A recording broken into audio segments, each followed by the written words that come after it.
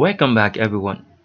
Quickly, let's continue our discussion on HTML form elements, and right now we'll be discussing about another way of listing out HTML form data list input elements data. So quickly, let me show you how this works.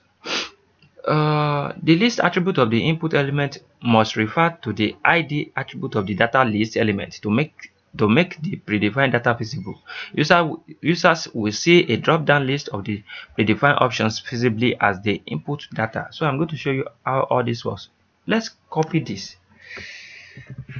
Because I don't want this tutorial to take too long. As you can see, let's say for instance now in our data we write A, we don't have anything like A, we have O. As you can see right here, what are we seeing here?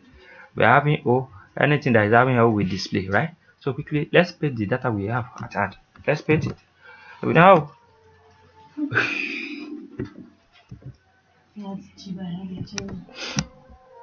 I am alive. I don't know.